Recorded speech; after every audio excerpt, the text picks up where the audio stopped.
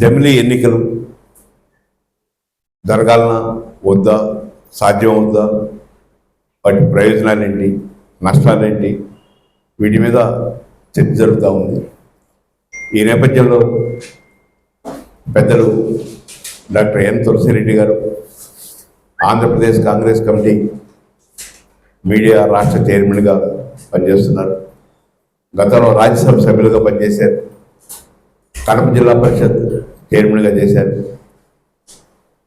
20 point ప్రోగ్రాంకి రాష్ట్ర చైర్మన్గా పనిచేశారు. వారితో పాటు మన శాసనమండలి సభ్యులు, నా ప్రియమైన మిత్రులు కెఎస్ లక్ష్మణరావు గారు, మేకల రవీంద్రబాబు గారు,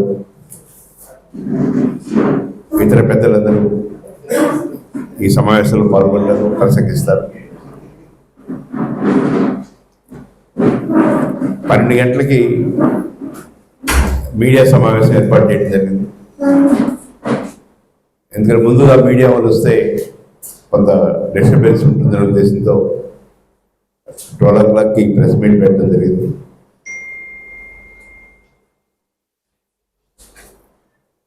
భారతదేశంలో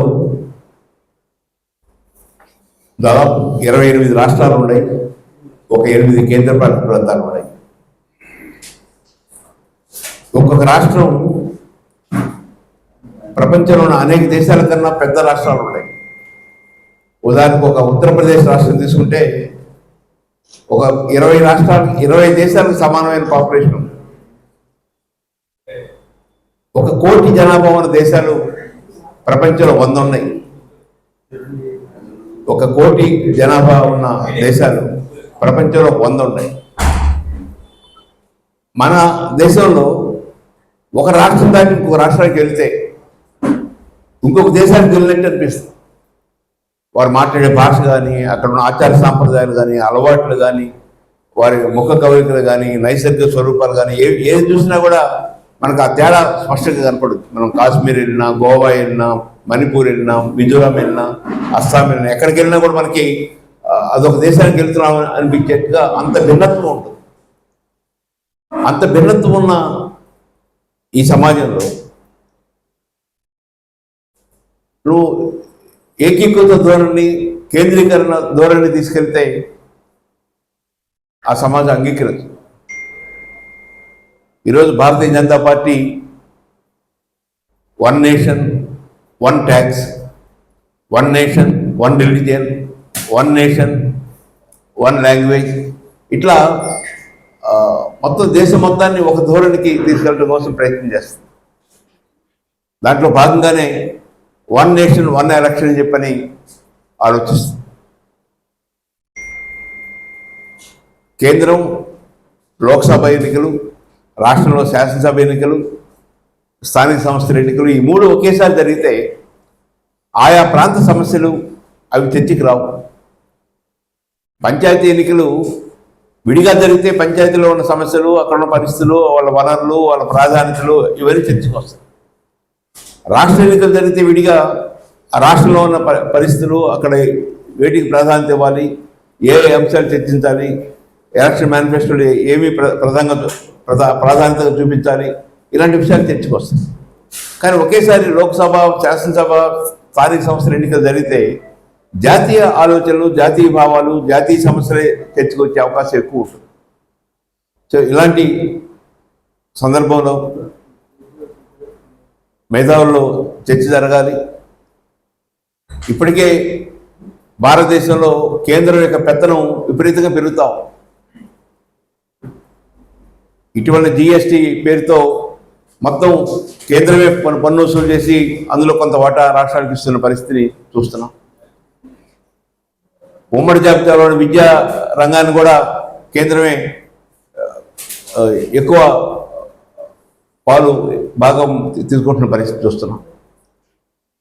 సో ఇలాంటి నేపథ్యంలో ఈ జమిలీ ఎన్నికలు అవసరమా, సాధ్యం అవుతాయి అనే చర్చ జనచైతన్య వేదిక పెట్టుకుంది. ఇప్పుడున్న పరిస్థితుల్లో సాధ్యం కాదని మేము భావిస్తున్నాం. లోక్సభలో 66% ఓటింగ్ జరగాలి, రాజ్యసభలో 66% ఓటింగ్ జరగాలి. ఇప్పుడున్న పరిస్థితుల్లో బీజేపీ దాని మిత్ర బృందానికి అంత మద్దతు లేదు. కానీ మోడీ భయపెట్టో వారి దగ్గర 3 ఆయుధాలు ఉన్నాయి. ఒకటి సిబిఐ, ఇంకోటి ఈడీ, ఇంకోటి IT, income tax, enforcement directorate, CBI. ఈ 3 ఆయుధాలను ఉపయోగించి ఆయా రాష్ట్ర ప్రభుత్వాల యొక్క అధినేతల్ని, ఆ ముఖ్యమంత్రుల్ని భయపెట్టి ఓటింగ్ తీసుకుంటున్న పరిస్థితి చూస్తున్నాం. మొన్నటి వరకు కేంద్ర ప్రభుత్వంలో జరిగిన రాష్ట్రపతి ఎన్నికలు కానీ, ఉపరాష్ట్రపతి ఎన్నికలు కానీ, స్పీకర్ ఎన్నికలు కానీ ఉంటే ఏ ఎన్నికలు తీసుకున్నా కూడా ఆంధ్రప్రదేశ్లో 100% ఓట్లు వచ్చినాయి. 1% ఓట్లు లేదు బీజేపీకి, కానీ 100% ఓట్లు పడినాయి. అటు వైకాపా, ఇటు తెలుగుదేశం 2 పోటీ పడి కేంద్ర ప్రభుత్వాన్ని మద్దతు ఇస్తున్న పరిస్థితి చూసాం. అదేవిధంగా అనేక రాష్ట్రాల్లో, ఒరిస్సా కానీ, తెలంగాణ కానీ, చాలా రాష్ట్రాల్లో ఆ పరిస్థితి వస్తుంది. ఆమ్ ఆద్మీ పార్టీ ఢిల్లీలో ఒక 100 కోట్లు స్కామ్ చేసిందని ఒక డిప్యూటీ సీఎంని, అక్కడ ఉన్న మంత్రుల్ని, ఎమ్మెల్యేలని, చివరికి సీఎంని కూడా అరెస్ట్ చేసిన పరిస్థితిని మనం చూస్తున్నాం. ఒక భయాన్ని తీసుకొచ్చి ఆ భయానికి వాతావరణంలో అందరినీ లోపరుచుకుంటున్న పరిస్థితిని గమనిస్తున్నాం. ఈ సమావేశంలో ప్రధాన ఉపన్యాసకులుగా మన తులసిరెడ్డి గారు, లక్ష్మణరావు గారు మాట్లాడతారు. ముందుగా మన శాసనమండలి సభ్యులు కేఎస్ లక్ష్మణరావు గారు మాట్లాడతారు. ఈ రౌండ్ టేబుల్ సమావేశానికి అధ్యక్షత వహిస్తున్న మిత్రులు లక్ష్మణ్ రెడ్డి గారు, పెద్దలు, గౌరవనీయులు, మనం అందరం కూడా ఎంతో అభిమానించే వ్యక్తి డాక్టర్ తులసిరెడ్డి గారు, మేకల రవీంద్రబాబు గారు, విచ్చేసిన పెద్దలందరికీ హృదయపూర్వక నమస్కారాలు తెలియజేస్తున్నాను. నన్ను కూర్చో, అది కనపడితే కానీ మన నోట్లోంచి మాట రావట్లేదు.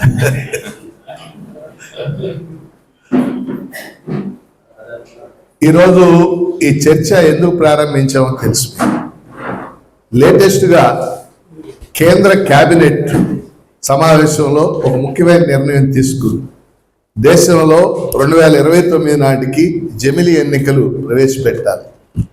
ఆ నిర్ణయం తీసుకోవడానికి ప్రాతిపదికగా గత సంవత్సరం మాజీ రాష్ట్రపతి రామ్నాథ్ కోవింద్ ఆయన నాయకత్వాన ఒక కమిటీ వేశారు. ఆయన కాకుండా 7-8 సభ్యులు. ఆ కమిటీ 18,000 పేజీలు, 18,000 పేజీల యొక్క నివేదికని రాష్ట్రపతికి సమర్పించింది. సార్, ఆ నివేదికలు ఏమన్నా నేను తర్వాత కొద్దిసేపు మాట్లాడతాను. కాబట్టి ఆ నివేదిక వచ్చిన తర్వాత దాని ఆధారంగా ఇప్పుడు కేంద్ర ప్రభుత్వం ఈ నిర్ణయం చేసింది. అందువల్లనే గత వారం 10 రోజులుగా ఈ దేశంలో జమిలీ ఎన్నికలు అవసరమా కాదా, అవసరమని భావించేవాళ్ళు చాలా మంది ఉండవచ్చు, కాదని భావించేవాళ్ళు కూడా చాలా మంది ఉన్నారు. కాబట్టి జమిలీ ఎన్నికలు అంటే మనకు తెలుసు, లోక్సభకి శాసనసభలకి ఒకేసారి ఎన్నికలు. ఇంకా కమిటీ ఏం చెప్పిందంటే, రామ్నాథ్ కోవింద్ కమిటీ లోక్సభకి అన్ని రాష్ట్రాల శాసనసభలకి ఒకేసారి ఎన్నికలు పెట్టాలి. దాంతో అది అవ్వంగానే 100 రోజుల్లో స్థానిక సంస్థల ఎన్నికలు కూడా పెట్టాలి. స్థానిక సంస్థలు అంటే మున్సిపల్ సంస్థలు, అంటే దాదాపు 3 ఎన్నికలు ఒకేసారి పెట్టాలనేటటువంటి నిర్ణయాన్ని చెప్పి దానికి ఏం చేయాలో కూడా చెప్పింది. ఒక 6 ముఖ్యమైన రాజ్యాంగ సవరణలు చేయాలి అని చెప్పింది. అవి జరుగుతాయా లేదా అది వేరే చర్చ, కానీ ఒక 6 ముఖ్యమైనటువంటి రాజ్యాంగ సవరణలు చేయాలని చెప్పింది.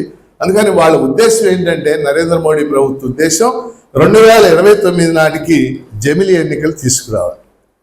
నేను ముందుగా ఒక 3 అంశాలు ప్రస్తావన చేసి దాని గురించి కొద్దిసేపు మనం ఇక్కడ ఉన్న వాళ్ళందరం కూడా, అంటే జమిలీ ఎన్నికల వల్ల అభివృద్ధి జరుగుద్ది, లేకపోతే వ్యయం తగ్గుద్ది, శాంతి భద్రతలు, ఈ కాదు ఇష్యూస్. ఈ దేశానికి సంబంధించి, రాజ్యాంగానికి సంబంధించి 3 ముఖ్యమైన లక్షణాలను మనం గుర్తించాలి. మొదటి లక్షణం ఏంటంటే, ఈ దేశంలో రాజ్యాంగం పార్లమెంటరీ ప్రజాస్వామ్యాన్ని ప్రవేశపెట్టి, రాజ్యాంగ పరిషత్తులో పార్లమెంటరీ విధానం ఉండాలా, అధ్యక్ష పాలనా విధానం ఉండాలని 3 నెలలు చర్చ జరిగింది. అధ్యక్ష పాలనా విధానం అమెరికాలో ఉంటుంది, పార్లమెంటరీ విధానం కెనడా, ఆస్ట్రేలియా, బ్రిటన్ ఈ దేశాల్లో ఉంటుంది. డాక్టర్ అంబేద్కర్ నాయకత్వాన నెహ్రూ గారు అందరూ కూడా మన దేశం ఉన్న పరిస్థితుల దృష్ట్యా పార్లమెంటరీ ప్రజాస్వామ్యమే మన దేశంలో ఉండాలి. కాబట్టి పార్లమెంటరీ ప్రజాస్వామ్యం మన దేశం యొక్క ఒక విశిష్ట లక్షణం అనేది మనం గుర్తించాలి. రెండవది మనం గుర్తుపెట్టుకోవాల్సింది, భారతదేశం సమాఖ్య రాజ్యాంగంగా ఇది ఇంపార్టెంట్ పాయింట్. సమాఖ్య రాజ్యాంగంగా ఉండాలా, ఏకకేంద్ర రాజ్యాంగంగా ఉండాలా? సమాఖ్య రాజ్యాంగం అంటే ఫెడరల్ సిస్టమ్, FEDERAL. ఏకకేంద్ర రాజ్యాంగం అంటే యూనిటరీ సిస్టమ్. ప్రపంచంలో చాలా దేశాలు అది ఉంది, ఇది ఉంది. అమెరికా ఉంది, కెనడా ఉంది, ఆస్ట్రేలియా ఉంది, నైజీరియా ఉంది. ఇవన్నీ సమాఖ్య రాజ్యాంగాలు. బ్రిటన్ ఉంది, స్పెయిన్ ఉంది, ఫ్రాన్స్, ఇవన్నీ కూడా ఏకకేంద్ర రాజ్యాంగాలు. ఏకకేంద్ర రాజ్యాంగాల్లో అధికారాలన్నీ కేంద్రం వద్దే ఉంటాయి. రాష్ట్రాలు ఉన్నా వాటి అధికారాలు రాజ్యాంగం ఇవ్వదు. కానీ సమాఖ్య రాజ్యాంగంలో అధికారాలు విభజించబడి ఉంటాయి. ఇవి కేంద్రం అధికారాలు, ఇవి రాష్ట్రాల అధికారాలు, ఇవి స్థానిక సంస్థల అధికారాలు. ఇప్పుడు మన రాజ్యాంగంలో ఉన్నాయి. రాజ్యాంగంలో 7వ షెడ్యూల్లో కేంద్ర జాబితా, రాష్ట్ర జాబితా, ఉమ్మడి జాబితా. ఇది కాకుండా 74వ రాజ్యాంగ సవరణ, 73వ రాజ్యాంగ సవరణ ద్వారా రాజ్యాంగంలో కొత్తగా షెడ్యూల్స్ చేర్చారు. 11వ షెడ్యూల్, 12వ షెడ్యూల్. 11వ షెడ్యూల్ ద్వారా పంచాయతీరాజ్ సంస్థలకి రాజ్యాంగంలో 29 అధికారాలు ఇచ్చారు. 74వ రాజ్యాంగ సవరణ ద్వారా 18 అధికార మున్సిపల్ సంస్థలు, రాజ్యాంగం 15 ఇవన్నీ కూడా. కాబట్టి ఈ దేశంలో సమాఖ్య విధానం, రాజ్యాంగంలో కూడా అదే చెప్పారు డాక్టర్ అంబేద్కర్. ఆర్టికల్ 1, 1వ ఆర్టికల్ ఏం చెప్పిందంటే, India known as Bharat is a union of states. అంటే ఈ దేశంలో యూనియన్ గవర్నమెంట్ ఉంటుంది, స్టేట్స్ రాష్ట్ర ప్రభుత్వాలు ఉంటాయి. కాబట్టి కేంద్రం అధికారాలు, రాష్ట్రాల అధికారాలు, స్థానిక సంస్థల అధికారాలు ఎక్కడికక్కడ విభజించబడి, మనలాంటి దేశానికి అదే శ్రేయస్కరం కూడా. ఎందుకంటే భిన్నత్వం, భారతదేశంలో ఉన్న భిన్నత్వం ఈ భూమి మీద ఏ దేశం లేదు. భిన్న భాషలు, భిన్న జాతులు, భిన్న సంస్కృతులు, భిన్న ప్రాంతాలు, ఇవన్నీ మనందరికీ తెలుసు. చైనాలో కూడా ఇంత భిన్నత్వం లేదు. చైనా మనం జనాభాలో ఒకటే, 145 కోట్లు ఉన్నాం. చైనాలో 145 కోట్లలో 100 కోట్లు ఒకే భాష మాట్లాడతారు, మండారిన్ భాష. కానీ మన దేశంలో ఎన్ని వందల భాషలు మాట్లాడుతున్నాం మనం. కింద కేరళలో ఒక 6-7 కోట్లు మలయాళం మాట్లాడు, కొద్దిగా పైకి రాగానే తమిళనాడులో 7-8 కోట్లు తమిళం మాట్లాడు, కొద్దిగా పైకి రాగానే తెలంగాణ, ఆంధ్రాలో 7-8 కోట్ల మంది తెలుగు మాట్లాడు, కొద్దిగా పైకి వెళ్ళంగానే మహారాష్ట్రలో మరాఠీ భాష మాట్లాడు, కొద్దిగా పైకి వెళ్ళంగానే ఒడియాలో ఒడిస్సా భాష మాట్లాడు, దాని పైకి వెళ్ళంగానే బెంగాలీ భాష మాట్లాడు. ఎన్ని భాషలు, ఎంత భిన్నత్వం ప్రపంచంలో. కాబట్టి ఇంత భిన్నత్వం ఉన్న దేశంలో తప్పనిసరిగా ఫెడరలిజమే ఉన్నాయి. ఇది రాజ్యాంగం చెప్తున్నటువంటి అంశం. రాజ్యాంగ నిర్మాతలు చెప్పారు, అనుభవం కూడా అదే చెప్తాం. కాబట్టి ఈ అంశాన్ని మనం గుర్తించాలి. ఇది రెండవది. మూడో అంశం ఇక్కడ ఉన్న పెద్దలందరూ గుర్తించాల్సింది ఏంటంటే, ఒక దేశంలో పార్టీ వ్యవస్థ ఏర్పడింది. పార్టీ వ్యవస్థ దాని యొక్క చారిత్రక మూలాల నుంచి ఏర్పడింది. దాని యొక్క ఇప్పుడు మనకి జాతీయోద్యమ వారసత్వం మనం గుర్తుపెట్టుకోవాల్సిన విషయం ఇది. మనకి జాతీయోద్యమ వారసత్వంలో కాంగ్రెస్ ముఖ్య పాత్ర పోషించింది, జాతీయ కాంగ్రెస్. కానీ కాంగ్రెస్ ఒకటే నడపలా జాతీయోద్యమాన్ని. జాతీయోద్యమ కాలంలో కమ్యూనిస్ట్ పార్టీ వచ్చింది, సోషలిస్ట్ పార్టీ వచ్చింది, ముస్లిం లీగ్ వచ్చింది, స్వరాజ్ పార్టీ వచ్చింది, అనేక పార్టీలు వచ్చి భారత సమాజం, పౌర సమాజం స్ట్రాంగ్గా తయారైంది. అది మనం గుర్తుపెట్టుకో. మీరు ఒక విషయాన్ని గమనించండి, మన పక్కన, ఆ పక్కన పాకిస్తాన్ ఉంది, ఈ పక్కన బంగ్లాదేశ్ ఉంది, ఆ పక్కన బర్మా ఉంది, ఆ పక్కన భూటాన్ ఉంది. ఇక్కడ ఎక్కడన్నా ప్రజాస్వామ్యం ఉందా? ఎక్కడన్నా ఉందా? బంగ్లాదేశ్లో ప్రజాస్వామ్యం ఏర్పడినా వాళ్ళు ఎందుకు షేక్ హసీనాని పక్కకి పెట్టేసి సైన్యమే అక్కడ ఏదో బొమ్మను పెట్టారు. కానీ భారతదేశంలో పౌర సమాజం స్ట్రాంగ్గా ఉంది. స్ట్రాంగ్గా ఉండడానికి ఒక రీజన్ ఏంటంటే రాజకీయ పార్టీ వ్యవస్థ ఇక్కడ అది వారసత్వంగా వచ్చింది. సో నా పాయింట్ ఏంటంటే, ఇక్కడ భారతదేశంలో బహుపార్టీ వ్యవస్థ అభివృద్ధి చెంది అనేక రాజకీయ పార్టీలు ఉంటాయి, జాతీయ పార్టీలు ఉన్నాయి. మన భారతదేశంలో 7 జాతీయ పార్టీలు ఉన్నాయి, కొన్ని వందల ప్రాంతీయ పార్టీలు ఉన్నాయి, కొన్ని వందల గుర్తింపు పొందిన పార్టీలు ఉన్నాయి. మనందరూ ఇప్పుడు మన రాష్ట్రంలోనే మనం చూస్తాం, తెలుగుదేశం ప్రాంతీయ పార్టీ, వైఎస్ఆర్ కాంగ్రెస్ పార్టీ ప్రాంతీయ పార్టీ, జనసేన ఒక ప్రాంతీయ పార్టీ. అదే సమయంలో బీజేపీ, కాంగ్రెస్, సిపిఐ, సిపిఎం, ఆప్ పార్టీ, తృణమూల్ కాంగ్రెస్, ఈ జాతీయ పార్టీ. కాబట్టి జాతీయ పార్టీలు ఉన్నాయి, ప్రాంతీయ పార్టీలు ఉన్నాయి, బహుపార్టీ వ్యవస్థ ఈ దేశంలో కొనసాగుతుంది. రెండోది ఇక్కడ మనం పార్టీ వ్యవస్థ దగ్గర మనం గుర్తుపెట్టుకోవాల్సిన విషయం ఉంటుంది. 1950 నుంచి 67 దాకా ఈ దేశంలో కాంగ్రెస్ పార్టీ ఆధిపత్యం కొనసాగి, వాస్తవంగా దాన్ని డామినెంట్ పార్టీ సిస్టమ్ అన్నారు. అంటే ఆధిపత్యం గల ఒకే పార్టీ కొనసాగింది. అన్ని రాష్ట్రాల్లో కేంద్రంలో కూడా అదే పార్టీ గెలిచింది. మీకు అందరికి తెలుసు, నెహ్రూ గారు ఆయన ప్రైమ్ మినిస్టర్గా ఉన్నారు. కేంద్రంలోనే ఆ పార్టీ గెలిచింది, అన్ని రాష్ట్రాల్లో అప్పుడు బహుళ ఎన్నికల జమిలి ఎన్నికలు అనే పేరేం లేదు. అలా అప్పుడు ఇతర పార్టీలు బలహీనంగా ఉన్నాయి. కానీ తర్వాత కాలంలో ఏం జరిగింది మన అందరికీ తెలుసు. జనతా పార్టీ ఏర్పడింది, అది కొద్ది రోజులు పక్కకెళ్ళింది. ఆ తర్వాత రకరకాల కారణాల వల్ల భారత రాజకీయ వ్యవస్థలో భారతీయ జనతా పార్టీ పుంజుకుంది. రెండు పరిణామాలు జరిగినాయి 1990 తర్వాత. ఒకటి భారతీయ జనతా పార్టీ పుంజుకోవటం, రెండు ప్రాంతీయ పార్టీల ప్రాబల్యం పెరగటం. జాతీయ పార్టీలు బలహీనపడే కొద్దీ, ముఖ్యంగా కాంగ్రెస్ బలహీనపడే కొద్దీ ప్రాంతీయ పార్టీల ప్రాబల్యం పెరుగుతూ వచ్చింది. ఈ పరిణామాలు మన దృష్టిలో ఉండాలి. అంటే ఒకటి పార్లమెంటరీ ప్రజాస్వామ్యం, రెండు సమాఖ్య వ్యవస్థ, మూడోది బహుపార్టీ వ్యవస్థ. భిన్నమైన పార్టీ. చాలా మంది మన దేశంలో 2 పార్టీలు ఉంటే అసాధ్యం. ఇండియాలో 2 పార్టీలు ఉండే ప్రసక్తి లేదు, ఏ అమెరికా లాగా బ్రిటన్ లాగా. ఎందుకని ఇక్కడ ఉన్న భిన్నత్వం, భిన్న భాషలు, భిన్న మతాలు, భిన్న జాతులు, ఆ జాతులకు అనుగుణంగా ఐడియాలజీ ఉంటుంది. ఐడియాలజీకి అనుగుణంగా ప్రాంతీయ పార్టీలు ఉంటాయి. ఇప్పుడు తమిళనాడు ఉంది. తమిళనాడులో ఏంటి? ద్రవిడ ఫిలాసఫీ, ద్రవిడ ఉద్యమాల గురించి మీరు అందరూ కూడా విన్నారు. డిఎంకే కానీ అన్నా డిఎంకే కానీ ద్రవిడ ఉద్యమం నుంచి వచ్చినటువంటి పార్టీలే. అందుకని ఆ పోర్టలే చూసారా, జాతీయ పార్టీలకు పెద్ద స్థానం లేదు. ఆడితోనో ఈడితోనో పొత్తు పెట్టుకోవాల్సి. ఇప్పుడు ఈ 3 నేపథ్యాలు నేను ఎందుకు చెప్పానంటే, జమిలి ఎన్నికలు నరేంద్ర మోడీ ప్రభుత్వం చెప్తున్న విధానం కానీ, రామ్నాథ్ కోవింద్ చెప్పిన విధానంగా కానీ కన్నా జమిలి ఎన్నికలు పెడితే ఈ 3 లక్షణాలకి దెబ్బ తగులుతుంది. పార్లమెంటరీ ప్రజాస్వామ్యానికి నష్టం జరుగుతుంది, ఫెడరలిజానికి నష్టం జరుగుతుంది, బహుపార్టీ వ్యవస్థకు కూడా నష్టం జరిగి ఒక ఏకస్వామ్య పార్టీ ఆధిపత్యం వచ్చేలాగా వాళ్ళు చేసుకోవడానికి ప్రయత్నం చేస్తారు. నేను ప్రధానంగా నేను మాట్లాడదలుచుకున్న సారాంశం ఇది. దాంతోపాటు ఈ జమిలి ఎన్నికలు ప్రవేశపెట్టడం, రామ్నాథ్ కోవింద్ సిఫార్సులు అమలు చేయడానికి రాజ్యాంగాన్ని సవరణ చేయాలని భావించడం. అంటే చాలా మంది ఏం భావిస్తుంది, ఇవాళ ఆంధ్రజ్యోతిలో డీజీ శంకర్రావు అని చిన్న రైటప్ రాసి, చిన్న రైటప్ మీరు ఎవరన్నా చూశారు? ఆంధ్రజ్యోతి ఎడిటోరియల్ పేజీలో ఆయన రెగ్యులర్గా రాస్తూ ఉంటాడు. ఆయన మాజీ డీజీపీ అనుకుంటా, DG Shankarrao, DG Shankar.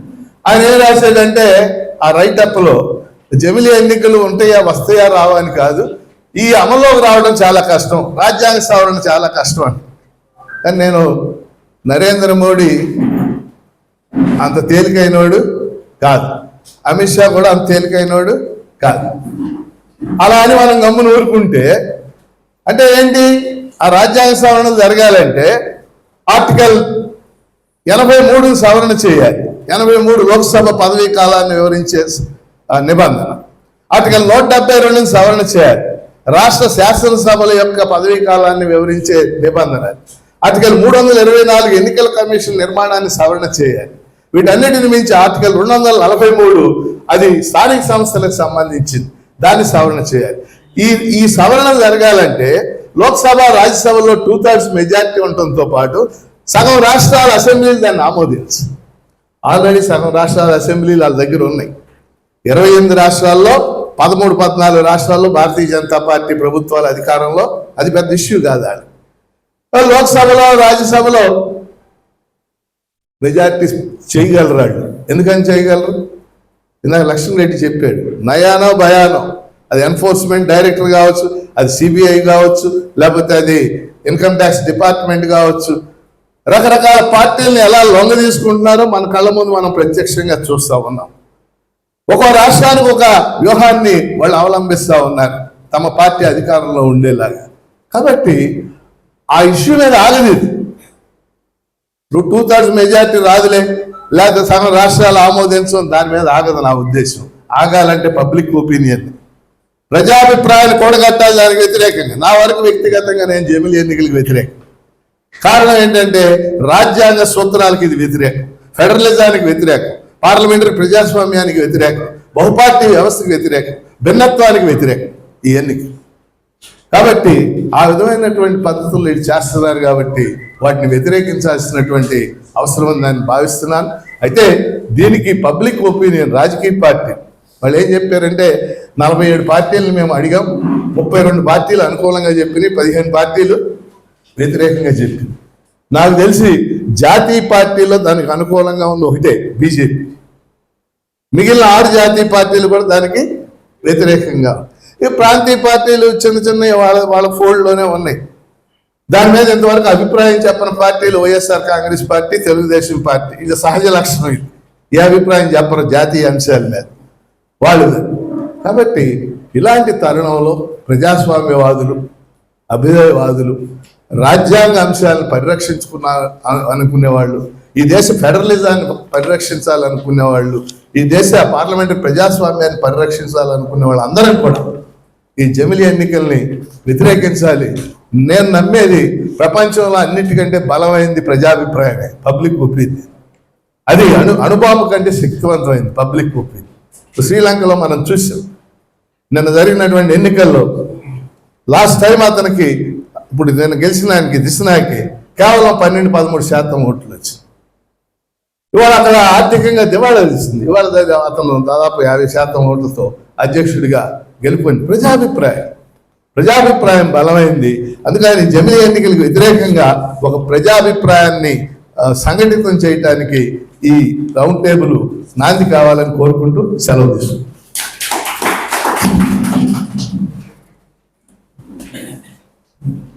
Thank you.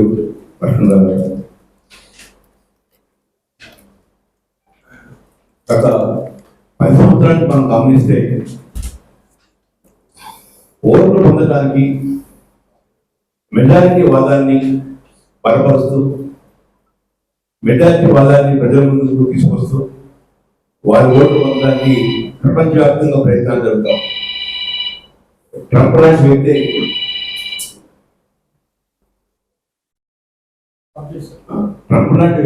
వ్యక్తి అమెరికా ఫస్ట్ అని, అమెరికాలో ఉద్యోగాలు అమెరికన్స్కే రావాలని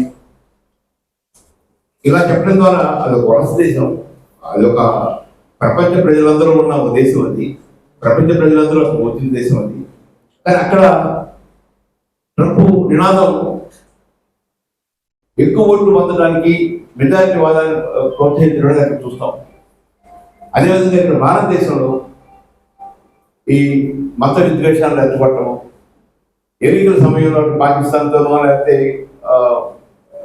కాశ్మీర్లోనో రకరకాల సమస్యలు ముందుకు తీసుకురావడం, లేకపోతే సైన్యాన్ని ముందు పెట్టడం, రకరకాల కారణాలతో హిందూ మెజారిటీ వాదాన్ని ఉపయోగించి ఓట్లు పొందాలనే కోరిక బీజేపీకి బలంగా పెరిగింది. దాంట్లో తర్వాత విజయవంతం అవుతూ ఉన్నారు. ఈ జమిలీ ఎన్నికలు కూడా దాంట్లో బాగా జమిలీ ఎన్నికలు జరిగితే జాతీయ సమస్యలు ప్రజల ముందు తీసుకొచ్చి మంది హిందూ దేశము, మన హిందువులంతా దాటిపై నిలబడాలి అనే ఈ వాదాన్ని ముందుకు తీసుకొచ్చి ఓటింగ్ పొందడానికి ప్రయత్నం చేస్తారు. దాదాపు 40 కోట్ల మంది హిందువులు ఈ దేశంలో ఉన్నారు. 20 కోట్ల మంది దాకా ముస్లిమ్స్ ఉన్నారు. 14 కోట్ల మంది క్రిస్టియన్స్ ఉన్నారు, బుద్ధిస్టులు ఉన్నారు, జైనులు ఉన్నారు, రకరకాల మతాలు కొడతారు. అలాంటి పరిస్థితుల్లో ఒక మతాన్ని ముందు పెట్టి ఓట్లు పొందడం కోసం ఈ జమిలీ ఎన్నికలను కూడా ఉపయోగించుకున్న పరిస్థితిని చూస్తున్నాం. పెద్దలు డాక్టర్ తులసిరెడ్డి గారు మాట్లాడతారు. వారు మాట్లాడిన తర్వాత మాకు చర్చ జరుపుకుందాం. ఆ తర్వాత ప్రెస్ మీట్ ఉంటుంది. గౌరవనీయులు శాస్త్రమండలి సభ్యులు లక్ష్మణరావు గారికి, మేకల రవీంద్రబాబు గారికి, ఈ చర్చాగోష్ఠిలో పాల్గొంటున్న విఘ్నులు, ప్రాజ్ఞులు, మీడియా మిత్రులకు అందరికీ వందనం, అభివందనం.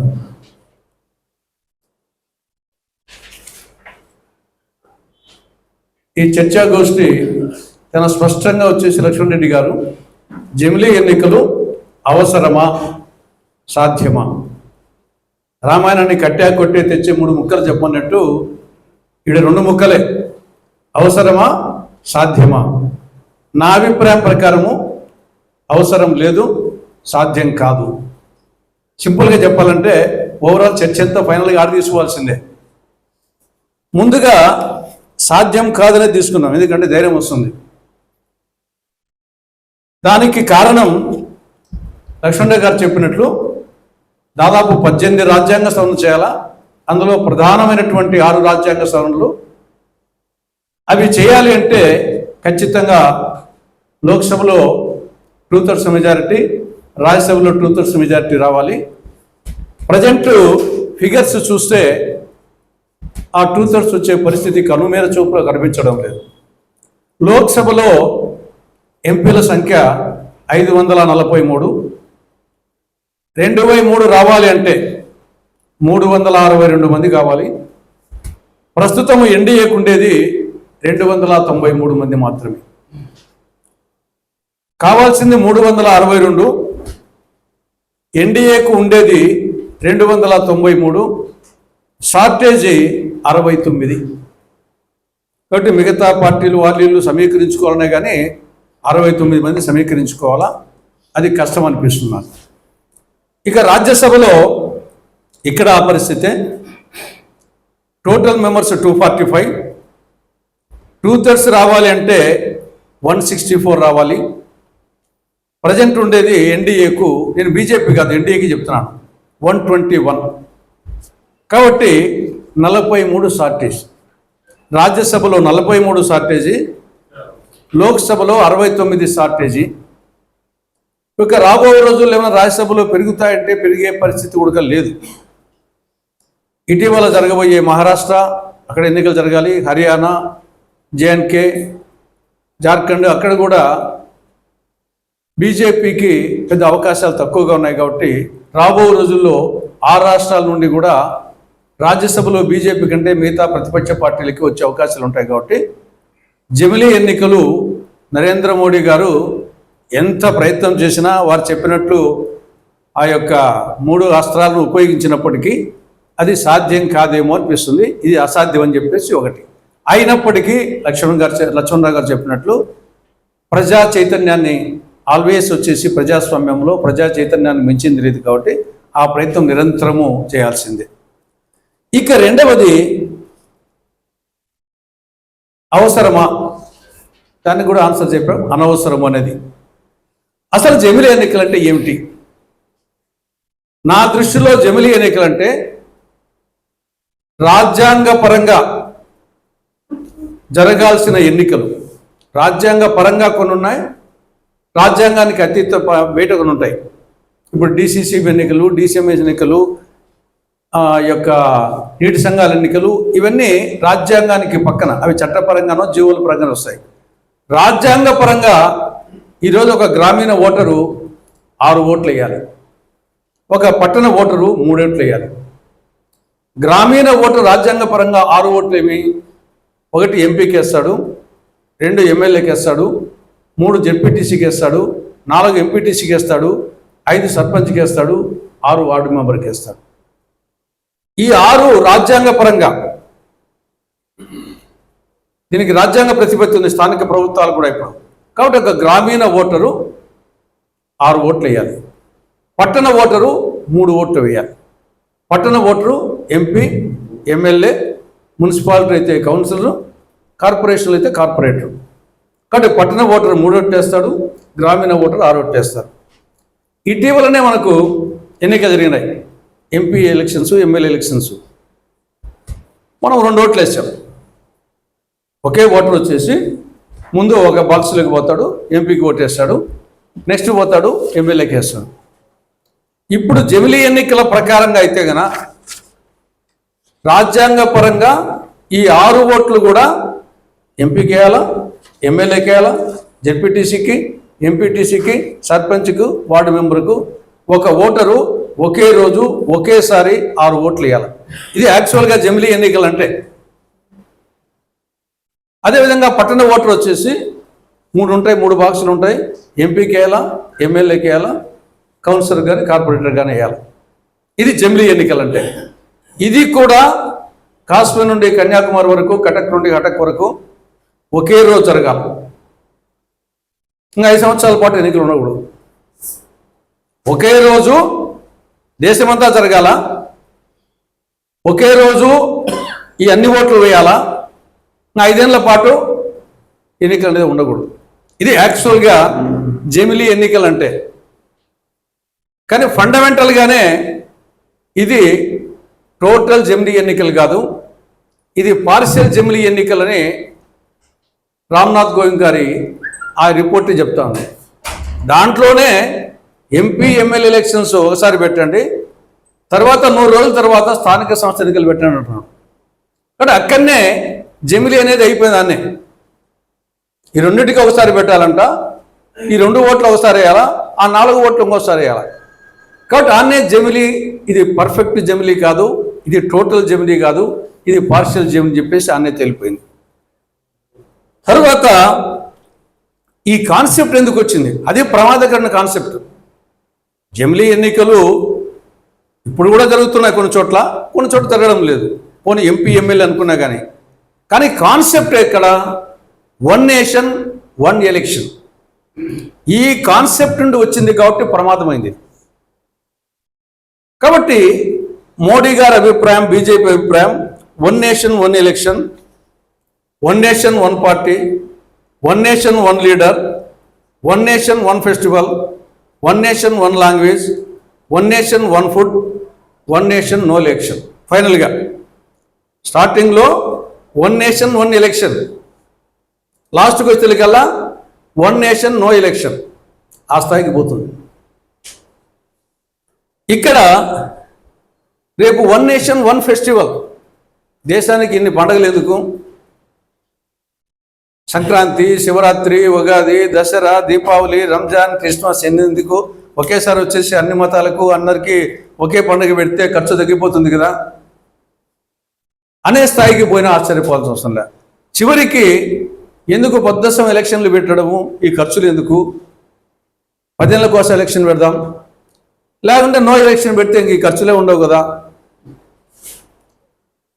అంటే తొండ ముదిరి ఊసరి వెళ్ళినట్టు ఈ 1 నేషన్ 1 ఎలక్షన్ చివరికి 1 నేషన్ నో ఎలక్షన్ స్థాయికి పోతుంది. ఇది ప్రమాదం కంటే కాన్సెప్ట్. తర్వాత ప్రభుత్వం చెప్పేది ప్రధానంగా 2 కారణాలు. ఎందుకు జమిలీ ఎన్నికలు అనేది చెప్పేది 2 కారణాలు. ఒకటి, ఖర్చు తగ్గించుకోవచ్చు, ప్రభుత్వం యొక్క ఖర్చు తగ్గుతుంది అనేది ఒకటి. రెండవది, ఈ మోడల్ కోడ్ ఆఫ్ కాండక్ట్ వలన అభివృద్ధి ఆగిపోతూ ఉంది. కాబట్టి జమిలీ ఎన్నికలు పెడితే పీటీ ఉష తిన్న అభివృద్ధి పరుగులు తీస్తుంది అనేది రెండవది. ఒకటేమి ప్రభుత్వం ఖర్చు తగ్గుతుంది, ఎన్నికల ఖర్చు. రెండవది వచ్చేసి అభివృద్ధి శరవేగంగా జరుగుతుంది. ఇక మూడవది కోవింద్ గారి కమిటీ చేసింది ఏమంటే వలస కార్మికులు చెప్పాడు. అడిషనల్గా ఆయన వలస కార్మికులు ఫ్రీక్వెంట్గా ఓటు వేసేదానికి వచ్చేసి వాళ్ళ ఎక్కడో ఉంటారు, ఒక రాష్ట్రం నుండి ఇంకో రాష్ట్రానికి, ఒక తమిళనాడు నుండి, ఆంధ్రప్రదేశ్ నుండి, ఉత్తరప్రదేశ్ వచ్చి ఉంటుండే ఒక వలస కార్మికుడు ఎన్నికల కోసం వచ్చేసి పదే అక్కడికి పోతున్న వలన ఇక్కడ వచ్చేసి ఉత్పత్తి తగ్గిపోతూ ఉంది. కాబట్టి ఈ విధంగా అభివృద్ధికి ఆటంకం కలుగుతూ ఉంది. ఇది ఆయన వలస కార్మికులు మూడోది చెప్పాడు. మామూలుగా మోడీ గారు మిగతా వాళ్ళు ఆ 2 చెప్పేవాళ్ళం. మనం ఈ మూడింటిలో హేతుబద్ధత ఏమన్నా ఉంది ఆలోచిస్తే, ఒకటి ఖర్చుకు సంబంధించి ఓవరాల్గా ఎలక్షన్ ఎక్స్పెండిచర్ నాకు తెలిసి 10,000 కోట్ల రూపాయలు. అయితే ఇప్పుడుండే ప్రజెంట్ రేట్ల ప్రకారంగా 10,000 కోట్ల రూపాయలు. కానీ కేంద్ర బడ్జెట్, రాష్ట్ర బడ్జెట్లు, కేంద్ర బడ్జెట్ దాదాపు 50 లక్షల కోట్ల రూపాయలకు ఎవరీ ఇయర్. రాష్ట్రాల బడ్జెట్ అనేది కలిసి కూడా దాదాపు 50 లక్షల కోట్ల కంటే అంత ఎక్కువగా ఉంటుంది. అంటే ఒక సంవత్సరానికి కేంద్ర రాష్ట్ర ప్రభుత్వాల బడ్జెట్లు 100 లక్షల కోట్ల రూపాయలు. అటువంటిది 5 సంవత్సరాలకు 500 లక్షల రూపాయలు, 500 లక్షల కోట్ల రూపాయలు ఖర్చు అయితేమో 10,000 కోట్ల రూపాయలు. అంటే టోటల్ బడ్జెట్లో 0.01%, 1% కాదు, 0.1% కాదు, 0.01%. కాబట్టి పార్లమెంటరీ ప్రజాస్వామ్యానికి గుండెకాయ లాంటి ఎలక్షన్స్ కోసం టోటల్ బడ్జెట్లో 0.01% ఖర్చు పెట్టడం అనేది అది ఇన్సిగ్నిఫికెంట్ అంటారు. అది లెక్కలేకి రాదా ఖర్చు, నెగ్లిజిబుల్. పోనీ ఇంకా ఖర్చు అనుకుంటే మరి 5 ఏళ్ళు పెట్టకుండా 10 ఏళ్ళకి పెడదామంటే ఇంకా తగ్గుతుంది కదా. ఇంకా నో ఎలక్షన్ అంటే ఇంకా ఖర్చే లేదు కదా. తర్వాత ఇది జస్ట్ లైక్ ఒక ఉపాధి హామీ పథకం. ఎలక్షన్స్లో 10,000 కోట్ల రూపాయలు కూడా ఎక్కడికి పోతుంది? పోలింగ్ సిబ్బంది, ప్రెసిడింగ్ ఆఫీసర్స్కి వాళ్ళకు టీఏలు డిఏలు కింద పోతుంది, ఈవీఎంల మ్యానుఫ్యాక్చరింగ్కి పోతుంది. ఇండివిజువల్ క్యాండిడేట్స్ పెట్టుకునే ఖర్చు మైకోనికింత, ప్రింటింగ్ వానికింత, వానికింత, ఇన్నికింత పోతుంది. ఎక్కడికి పోతుంది? మనం ఒక ఉపాధి హామీ పథకానికి సంవత్సరానికి దాదాపు వచ్చేసి 70,000 కోట్లు 80,000 కోట్లు మనము బడ్జెట్ కేటాయిస్తున్నాం ఎవ్రీ ఇయర్. ఇది ఒక ఉపాధి హామీ పథకం లాంటిది. 5 ఏళ్ళు కలిసి 10,000 కోట్లే. కాబట్టి ఇది మనము ప్రభుత్వ ఖర్చు అనుకుంటే ఒక సర్దార్ వల్లభాయ్ పటేల్ విగ్రహం అంతా కూడా కాదు. మొత్తం ఎలక్షన్ ఖర్చు అంతా గుజరాత్లో వేసిన సర్దార్ వల్లభాయ్ పటేల్ విగ్రహం అంతా కూడా కాదు. కాబట్టి అది లెక్కలేకి రాదు ఇంత పెద్ద దేశంలో, ఇంత పెద్ద బడ్జెట్లో. రెండవది, మోడల్ కోడ్ ఆఫ్ కాండక్ట్ వలన తరచుగా ఎన్నికలు రావడం వలన, నేను ముందే ఖర్చులో కూడా కొన్ని జమిలీ ఎన్నికల వలన 10,000 కోట్లు సేవ్ కాదు. ఇక్కడ మనము 3 సార్లు ఎన్నికలు పోతే రేపు 2 సార్లు పోతాం అంతే.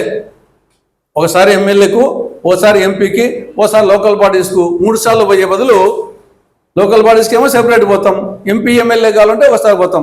కాబట్టి 3 సార్లు పోయి 2 సార్లు పోతుంది జమిలీ ఎన్నికలు, అంతేగాని మొత్తం ఎన్నికలు లేకుండా ఏం లేదు కదా.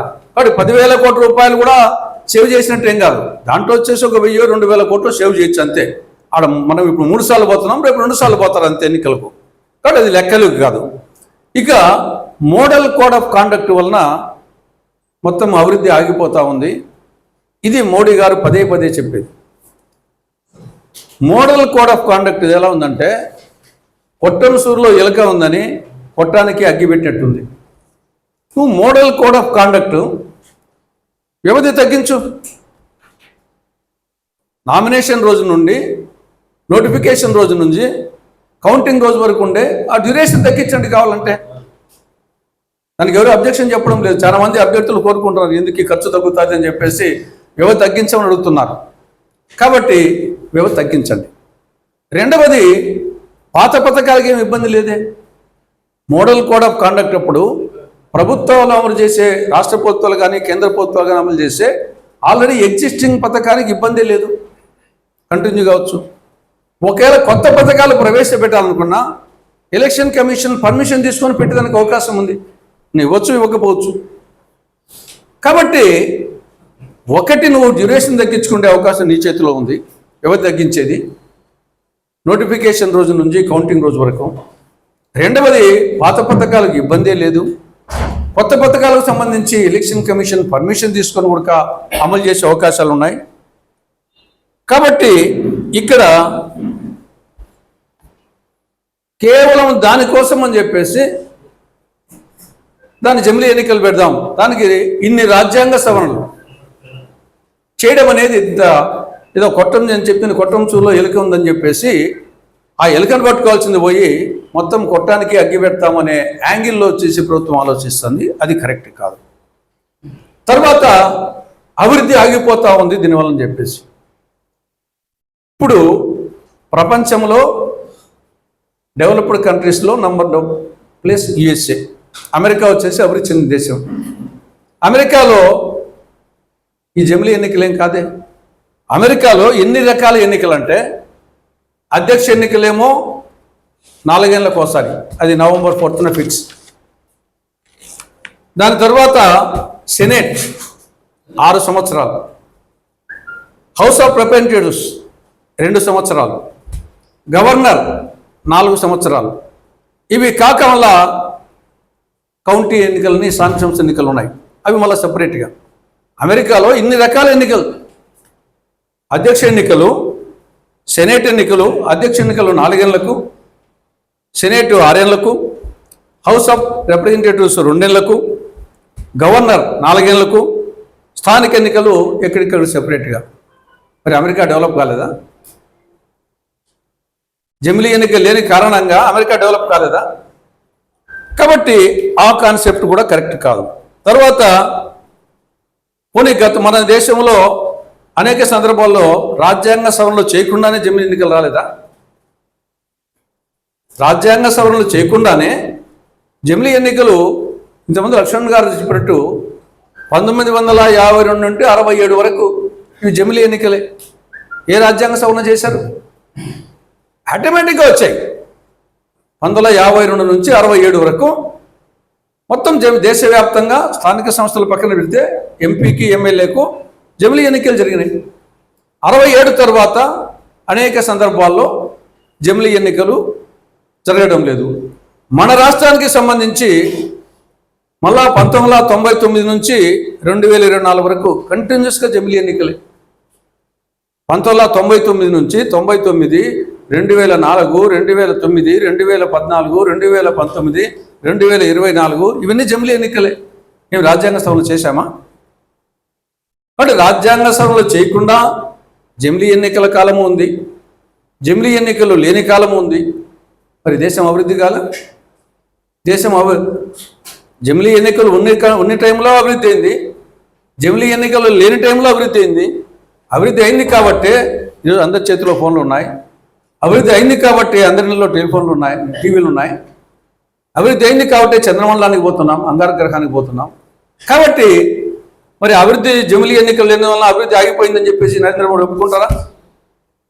ఆయన ఒప్పుకోలేదు. ముందు 10 ఏళ్ళుగా ఆయన ఉన్నాడు కదా. కాబట్టి నా కాలంలో జమిలీ ఎన్నిక లేదు కాబట్టి దేశంలో నా పీరియడ్లో వచ్చేసి అభివృద్ధి ఆగిపోయిందని చెప్పేసి ఆయన అంటాడా? కాబట్టి దానికి జమిలీ ఎన్నికలకు అభివృద్ధికి సంబంధం లేదు. తర్వాత ప్రధానమైన అంశం వచ్చేసి లక్ష్మణ్ గారు చెప్పినట్టు ఇక్కడ రాజ్యాంగంలో 7th షెడ్యూల్లో union list, state list, concurrent list. తర్వాత 11th షెడ్యూల్లో గ్రామ పంచాయతీలు, మండల పరిషత్తులు, జిల్లా పరిషత్తులు.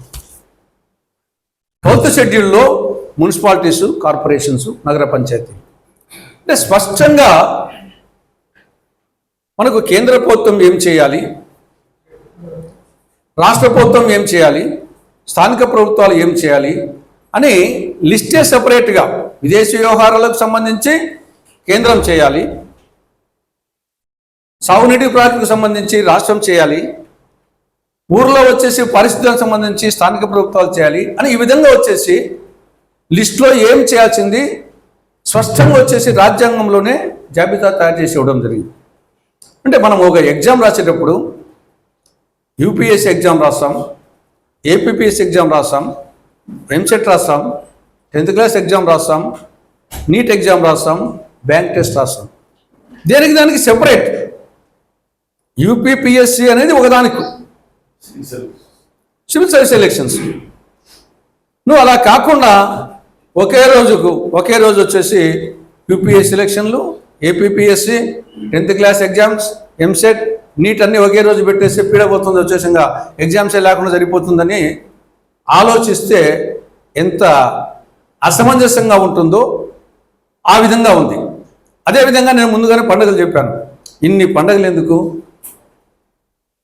మనకు జనవరి ప్రారంభమైతేనే సంక్రాంతి వస్తుంది, మళ్ళీ శివరాత్రి వస్తుంది, ఉగాది వస్తుంది, ఇంకా అంటూ వచ్చేసి పండుగలు వస్తూ ఉంటాయి. మిగతా పండుగ రంజాన్, క్రిస్మస్, ఇన్ని పండుగలు ఎందుకు? ఇంతమంది వచ్చేసి వలస కార్మికులు వచ్చేసి ఓటు కోసం కదా పండుగలప్పుడు వస్తారు కదా. వలస కార్మికులు మహారాష్ట్ర నుండి ఉత్తరప్రదేశ్కు 3 సార్లు పోలింగ్ కోసం పోయాలనుకున్నాం. 2 సార్లు అలా ఆయన చెప్పే ప్రకారంగా జమిలీ ఎన్నికలు లేకుండా కానీ 2 సార్లు పోతున్నారు, 3 సార్లు పోతున్నారు. రేపు జమిలీ ఎన్నికల మీద 2 సార్లు పోతారు. కానీ పండుగలు కూడా లేకుండా చేసేస్తామా? కాబట్టి వలస కార్మికులు అనేది కరెక్ట్ కాదు. మన లిస్టులోనే ఎవరెవరు చేయాల్సిన పని అది. మనము లోక్సభ ఎంపీకి ఓటేసినప్పుడు ఇతను రేపు కేంద్రంలో పోయి ఈ దేశం కోసం ఏ విధంగా ఇతను పనిచేస్తాడు అని ఓటరు ఆలోచించుకునే దానికి అతనికి ఓటేస్తున్నాం. ఆ విధంగా మొత్తం 6 ఓట్లు ఇక్కడ లోక్సభ, ఆడ అసెంబ్లీ, ఆడ జెడ్పీటీసీ, ఆడ ఎంపీటీసీ, సర్పంచ్, వార్డు పెట్టినప్పుడు ఈవెన్ పార్లమెంటులోనే చెల్లని ఓట్లు అనేవి ఉన్నాయి. పార్లమెంటులోనే ఒక ఓటు వేసేదానికి రాష్ట్రపతి ఎన్నికల్లోనే ఎంపీస్ ఎమ్మెల్యేస్ వేసినప్పుడే ఓటు చెల్లకుండా పోయే పరిస్థితుల్లో ఒక ఓటర్ వచ్చేసి 6 ఓట్లు వేసేటప్పుడు ఆ ఎంపీ క్యాండిడేట్కు ఈయన వచ్చేసి అద్భుతంగా పనిచేస్తాడు కేంద్రంలోకి పోయి చెప్పేసి ఆడ ఎమ్మెల్యేకు ఇవన్నీ వచ్చేసి ఆలోచించే పరిస్థితి ఉంటుందా? కాబట్టి మొత్తం వచ్చేసి ఏం జరుగుతుందో అయోమయం అంతే. ఆ రోజు ఎవరి ఇష్టం, ఎవరు గుద్దుకుంటే వాడంతే, ఎవరు డబ్బు ఇస్తే వాడంతే. ఏం అర్థం కాదు, మనలాంటి వాళ్ళకే అర్థం కాదు. కనీసం మిగతా మనకు సొసైటీ ఎన్నికల్లో వచ్చేసి సంఖ్య ఇస్తారు డైరెక్టర్ల కింద, ఆ సంఖ్య పట్టుకొని చేయొచ్చు. ఇది అది కాదే. కాబట్టి ఇక్కడ ఇది మొత్తం వచ్చేసి నేను చెప్పినట్లు ఏ పరీక్ష రాయాలనో ఆ పరీక్ష రాయాలి. 10th క్లాస్ నేను ఐఏఎస్ అని చెప్పేసి 10th క్లాస్ ప్రిపరేషన్ లేకుండా పోతే ఫెయిల్ అయిపోతాడు. కాబట్టి దేనికి అనేది ఉండాలి. దాని తర్వాత పోనీ ఇంత చెప్తున్నారే, ఒక సామెత ఉంది, అమ్మకు అన్నం పెట్టలేని ప్రబుద్ధుడు పిన్నమ్మకు బంగారు గాజులు చేయిస్తా అన్నాడు. నిజంగా జమిలీ ఎన్నికలు చేసే కెపాసిటీ ఉంటే ఎందుకు మహారాష్ట్ర జార్ఖండ్ ఎన్నికలు వచ్చేసి హర్యానాతో జమ్మూ కాశ్మీర్తో పెట్టలేదు? నిజంగా ఎప్పుడో కాదులే, 2029 దేవుడెరుగు. ఇప్పుడు దేశమంతా కాశ్మీర్ నుండి కన్యాకుమారి వరకు, కటక్ నుండి హటక్ వరకు ఒకే రోజు అనుకున్నప్పుడు ఈ జమ్మూ కాశ్మీర్ హర్యానా సెపరేట్ ఎందుకు? రేపు మహారాష్ట్ర జార్ఖండ్ ఎందుకు సెపరేట్ పెట్టాలా? కనీసం 4 రాష్ట్రాలకు కలిసి టైం వస్తుంది. జమిలీ ఎన్నికలు పెట్టలేనటువంటి ఈ ప్రభుత్వం రేపు జమిలీ ఎన్నికలు నిర్వహిస్తుంది దేశమంతా, అన్ని రాష్ట్రాల్లో. మనం చూస్తున్నాం పార్లమెంట్ ఎన్నికలు దేశమంతా ఒక లోక్సభ ఎన్నికలే, అసెంబ్లీ పక్కన పెడదాం, స్థానిక సంస్థల పక్కన పెడదాం. మొన్న లోక్సభ ఎన్నికలు 28 రాష్ట్రాలు 8 కేంద్రపాలిత ప్రాంతాల్లో ఎన్ని దఫాలుగా పెట్టారు? ఒకే రోజు వచ్చేసి జరపగలిగారా?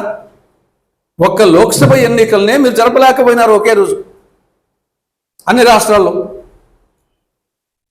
తర్వాత వచ్చేసి ఒకే రాష్ట్రంలో ఒకరోజు జరపలేకపోయినారు. బీహార్లో 7 దశలు, ఉత్తరప్రదేశ్లో 7 దశలు, పశ్చిమ బెంగాల్లో 7 దశలు. కాబట్టి ఒక్క లోక్సభ ఎన్నికలనే మీరు వచ్చేసి దేశవ్యాప్తంగా ఒకే రోజు జరపలేకపోయారు. అలాంటిది లోక్సభ, అసెంబ్లీ, స్థానిక సంస్థలు కలిపి జరుపుతారా? మీరు ఒక రాష్ట్రంలోనే ఒక ఫేజ్లో జరపలేకపోయినారు. అటువంటి వాళ్ళు వచ్చేసి మీరు దేశమంతా వచ్చేసి ఒకే రోజు జరుపుతారా? ఒక ఎన్నికలు జరిగేదానికే పోలీసు బందోబస్తాలక హోంగార్డు పెడుతున్నారు.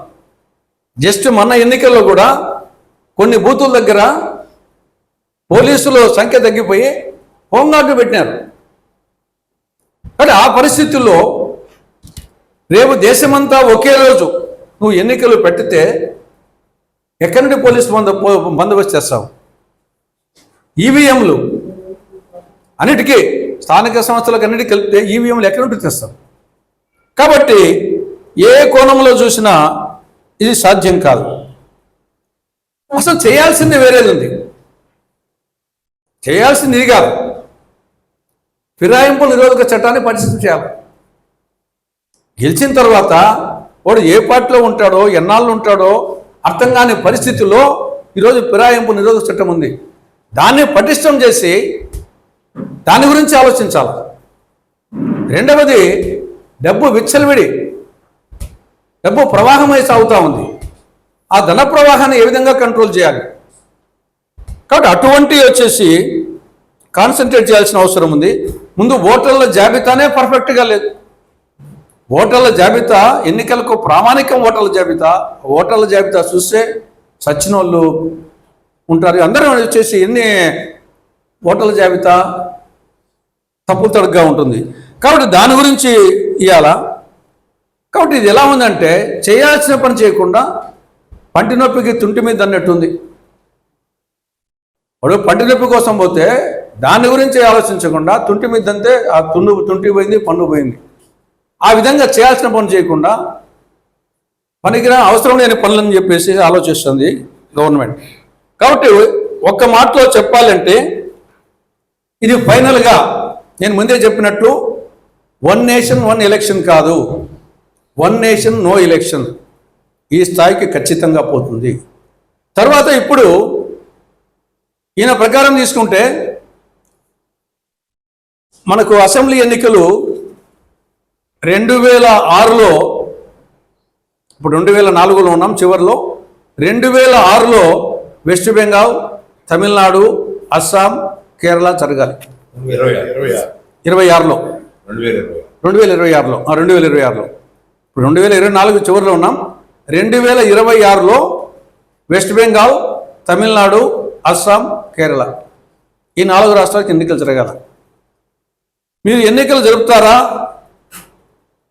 లేకుంటే వచ్చేసి ఆ టైం అయిపోతానే ఆ రాష్ట్రపతి పాలన పెట్టి 2029 వరకు కొనసాగిస్తారా? 2026లో ఎన్నికలు జరుపుతారా? లేదు 2022 టర్మ్ అయిపోతాయి ఆ నుండి 2029 వరకు రాజ్యాంగ సంశోధన చేసేసి రాష్ట్రపతి పాలన కొనసాగిస్తారా? లేదు 2026లో మీరు పెడితే మళ్ళా 2029 రావాలంటే 2 ఏళ్ళు తగ్గిస్తారా? ఎన్నికలు పెట్టి 2 ఏళ్ళు తగ్గిస్తారా? ఎన్నికలు పెట్టకుండా 3 ఏళ్ళు రాష్ట్రపతి పాలన పెడతారా? ఏం చేస్తారు మీరు? అదేవిధంగా 2027లో కొన్ని రాష్ట్రాలకు జరగాల. ఉత్తరప్రదేశ్, పంజాబ్, గుజరాత్. అక్కడ కూడా ఇదే 2027 తర్వాత రాష్ట్రపతి పాలన పెడతారా? 2027లో పెట్టి మళ్ళా 3 ఏళ్ళు తగ్గిస్తారా? దానికి ఆన్సర్ చెప్పాలి.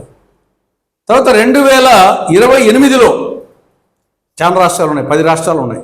హిమాచల్ ప్రదేశ్, మేఘాలయ, నాగాల్యాండ్, త్రిపుర, కర్ణాటక, తెలంగాణ, మిజోరాం, మధ్యప్రదేశ్, ఛత్తీస్గఢ్, రాజస్థాన్ 2028లో జరగాల. కాబట్టి అయిపోతానే రాష్ట్రపతి పాలన పెట్టి 29 వరకు రాష్ట్రపతి పాలన పెడతారా? అంటే ఎన్నికలు జరిపి 4 ఏళ్ళు తగ్గిస్తారా? తర్వాత మధ్యలో ఎవరన్నా చనిపోయారు, ఎమ్మెల్యేనే ఎంపీనే చనిపోయినారు అనుకున్నాం, ఏం చేస్తారు అప్పుడు? ఆడ ఎన్నికలు పెట్టరా?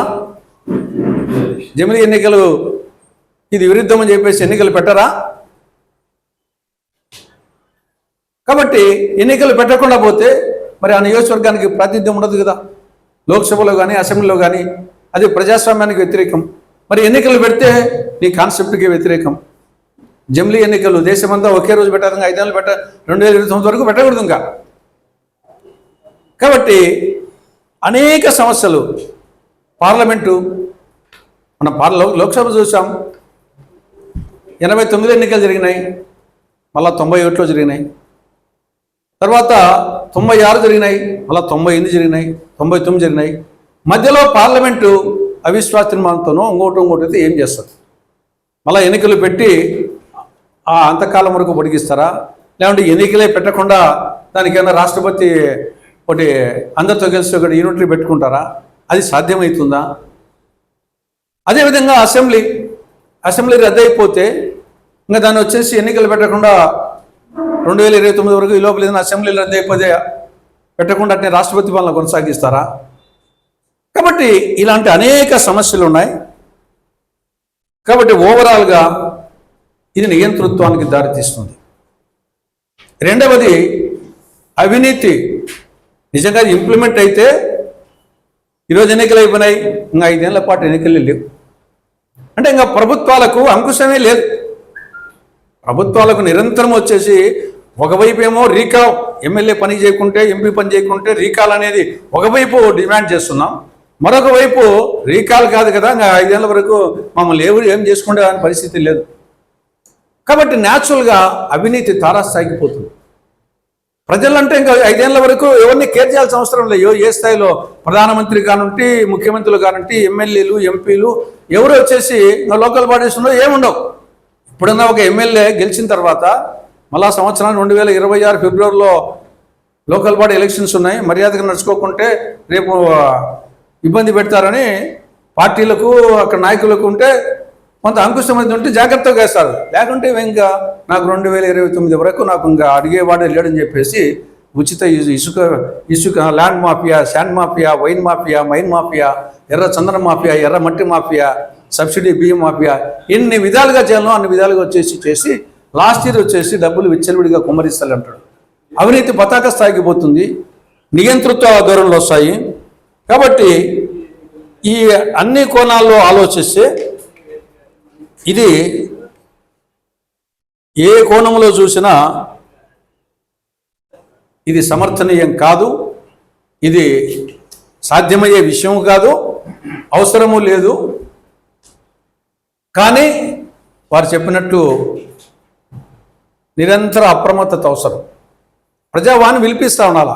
జనరల్గా రాజకీయ పార్టీలు వచ్చేసి వారు చెప్పినట్టు రామ్నాథ్ కోవింద్ గారు మొత్తము 32 పార్టీలు దీనికి అనుకూలంగా ఉన్నాయి, 15 పార్టీలు వ్యతిరేకంగా ఉన్నాయి, 15 పార్టీలుగా అభిప్రాయం ఏం చెప్పలేదు అనే విధంగా వాళ్ళు నివేదిక రాశారు.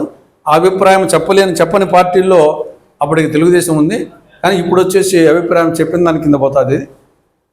అట్లా కొన్ని, కానీ మనం ఓవరాల్గా మనము లెక్కలేసేటప్పుడు ఎన్డీఏనే వేసినాం. కాబట్టి ఎన్డీఏకు ఎన్ని ఉన్నాయి, ఎన్ని కావాలో 2/3 ఎప్పుడు వేసాం. కాబట్టి ఆ ప్రకారంగా ఇది లెక్కల ప్రకారంగా చూస్తే 2/3 మెజారిటీ రాదు. కాబట్టి ఓవైపు ధైర్యంగా ఉండొచ్చు, అయినప్పటికీ జాగ్రత్త ఉండాల్సిన అవసరం ఉంది. కాబట్టి ఈ కోణంలో ఆలోచించినప్పుడు వారు చెప్పినట్టు రెండే, అవసరమా, అవసరం లేదు, సాధ్యమా, సాధ్యం కాదు. Thank you very much. Gopala Nageswararao గారు, భారత కమ్యూనిస్ట్ పార్టీ రాష్ట్ర సహాయక, ఒక 2 నిమిషాలు మీ అభిప్రాయం. ఇలా మైండ్ బట్టోళ్ళు ఇచ్చారంతే. మిత్రులందరికీ నమస్కారం. ఇది కేంద్ర ప్రభుత్వం మన రాజ్యాంగ ఫెడరల్ వ్యవస్థని దెబ్బతీయడానికి ఆది నుండి ఆర్ఎస్ఎస్, భారతీయ జనతా పార్టీ వారి అనుయాయులైనటువంటి అనేక సెక్షన్స్ బలమైన కేంద్రం అనే పేరుతో అమెరికన్ టైప్ ఆఫ్ గవర్నమెంట్ కావాలని కోరుకోవటాన్ని మనం చాలా సందర్భాల్లో విన్నాం. దాని రిఫ్లెక్షన్సే ఈ ఒకే దేశం ఒకే ఎన్నికల ముందు అనేక అంశాల మీద జిఎస్టీ తీసుకొచ్చిన దీనికి సంబంధించినటువంటి రేషన్ కార్డు తీసుకొచ్చిన ఇవన్నీ కూడా ఒకే దేశం ఒకే వ్యవస్థ, ఒకే దేశం ఒకే ఎన్నికలు, ఒకే దేశం ఒకే ఆధార్ కార్డు, ఒకే దేశం ఒకే ట్యాక్స్ సిస్టమ్ అనే పేర్లతోటి రకరకాలుగా రాజ్యాంగంలో ఉన్నటువంటి 3 దంతర్ల పవర్ని అంతా పెద్దలందరూ మాట్లాడినప్పుడు ఇవన్నీ కూడా వచ్చుంటాయి. దాన్ని ఏకీకృతం చేసి పవర్ కాన్సన్ట్రేషన్ అంతా కూడా కేంద్రం చేతుల్లో పెట్టుకొని అలా ఈ వ్యవస్థను నడిపించాలనే వాళ్ళ మూల పురుషులు ఎవరైతే సిద్ధాంతకర్తలు ఆర్ఎస్ఎస్ ఉన్నారో వారి యొక్క ఆలోచన ధోరణికి అనుకూలంగా సాగుతున్నదని చెప్పి మనం భావించాలి. తులసిరెడ్డి గారు, లక్ష్మణరావు గారు, వేదిక మీద ఉన్నటువంటి పెద్దలు అందరూ మాట్లాడినటువంటి వాటన్నిటితో మనం అందరం ఏకీభవించేటువంటి విషయాలే. నేను కూడా తెలుసుకుందామని వచ్చాను, సరే కొంచెం లేట్ అయింది. ఇప్పుడు ఈ ఉన్నటువంటి దాంట్లో దీన్ని ఎన్నో సమస్యలు దీని వెనుక ఉన్నాయి. అయితే మనకు వచ్చేటువంటి డౌట్స్ అన్నింటికి బండగా నెట్టేసి మరి ఒక రాష్ట్రంలో మెజారిటీ కోల్పోయి గవర్నమెంట్ పడిపోతే మరి గవర్నర్ రూల్ తోటి సెంటర్ పరిపాలిస్తుందా, లేకపోతే దానికి ఎన్నికలు పెట్టకుండా కొనసాగిస్తుందా ఇత్యాది ప్రశ్నలన్నిటికీ కూడా వారు ఒక బండ సమాధానంతో నెట్టేయడానికి రేపు పార్లమెంట్లో బిల్లు పెట్టి చేయాలనే ప్రయత్నం చేయొచ్చు. అయితే ప్రాక్టీస్లో చాలా సమస్యలు ఉంటాయి. ఆ సమస్యలన్నింటినీ అధిగమించేటువంటి దానికి వాళ్ళేదో అడ్డుగోలు పద్ధతి పెట్టుకోవచ్చు. అందువల్ల యావత్తు ప్రజానీకము అప్రమత్తంగా ఉండి భిన్న జాతులు, భిన్న సంస్కృతులు, భిన్న ఆచార వ్యవహారాలు ఉన్నటువంటి, భిన్నత్వంలో ఏకత్వం కలిగినటువంటి మన దేశానికి ఈ ఫెడరల్ సిస్టమ్ అత్యున్నతమైనటువంటి ప్రయోజనకరమైనటువంటిది. అందులో ఉన్న లోపాలను సరిచేసుకోవడానికి ప్రయత్నం చేయడంలో తప్పులేదు. దానికి అన్ని పార్టీలతో కూడినటువంటి పలు దఫాల సమాలోచనలు చేసి ఉన్న లోపాలను మెరుగుపెట్టడానికి ఏం చేయాలి అనేది ఆలోచించాల్సింది పోయి ఈ పవర్ కాన్సన్ట్రేట్ చేసుకోవడం కోసం చేసే ఈ ప్రయత్నాన్ని మనం ఎదుర్కోవాలి. దీన్ని ఇంకా విస్తృత స్థాయిలో ఈ చర్చ సాగించడం ద్వారా పబ్లిక్ ఒపీనియన్ మౌల్డ్ చేసి బండగా బీజేపీ దాని అనుకూలమైనటువంటి శక్తులు, ఫర్ ఎగ్జాంపుల్ మన రాష్ట్రంలోనే ఉన్నటువంటి తెలుగుదేశము, జనసేన లాంటి పార్టీలు మరి పరస్పర అవసరాల రీత్యా రేపు పార్లమెంట్లో మరి బిల్లు పెడితే 3 పార్టీలకు ఎంపీలు ఉంటే బీజేపీని మినహా బయట ఈ 3 పార్టీలు కూడా వారికి అనుకూలంగా ఓటేయడానికి స్కోప్ ఎక్కువ ఉంటుంది. అయితే మరి పబ్లిక్ ఒపీనియన్ బలంగా పోయినప్పుడు ఈ రాష్ట్రంలో ఉన్నటువంటి అధికార పార్టీ సంబంధించినటువంటి 2 పార్టీలు బీజేపీ మినహా మరి వీరు భిన్నమైన వైఖరి తీసుకోకపోతే ఇవాళ 164 స్థానాలతో గెలిచినటువంటి ఈ ప్రభుత్వాన్ని మరి మధ్యలో రద్దు చేసుకొని మళ్ళీ ఎన్నికలు పోవాల్సిన పరిస్థితి వస్తుంది కదా. అందువల్ల కొన్ని భిన్నమైనటువంటి వైఖరులు కొన్నిసార్లు తీసుకోవాల్సిన పరిస్థితి వస్తుంది. అది మూకముడిగా వన్ సైడెడ్గా నెట్టుకెళ్ళే పరిస్థితి ఉంటే వీళ్ళు కూడా మౌనంగా సర్దుకుపోయేటువంటి పరిస్థితుల్లో పోవచ్చు. అందుకని మన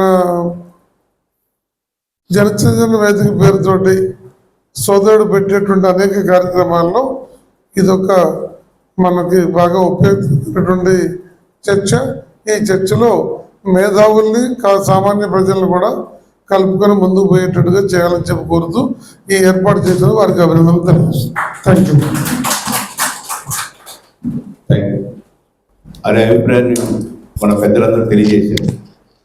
దాంట్లో భాగమే ఈరోజు జనచైతన్య వేదిక నిర్వహిస్తున్న ఈ చర్చాగోష్ఠి. ఇలాంటివి అన్ని జిల్లా కేంద్రాలు నిర్వహించి ప్రజలు జమిలీ ఎన్నికలకి భిన్నంగా ఉన్నారు, వ్యతిరేకంగా ఉన్నారు. ఇది భిన్నత్వాన్ని, భారతదేశంలో ఉన్న భిన్నత్వానికి ఇది వ్యతిరేకం, ఇది నిరంకుశ వైపుకి తీసుకెళ్ళడానికి దోహదపడుతుంది, ఇది ప్రజల యొక్క భాగస్వామ్యం తగ్గిపోతుంది దీని ద్వారా అనే విషయాన్ని మనం చెప్పగలిగితే రాజకీయ పార్టీలు కూడా మళ్ళా పునఃపరిశీలించుకుంటే అని ఆశిస్తున్నాను. ఇప్పుడు మిత్రుడు హరి గారు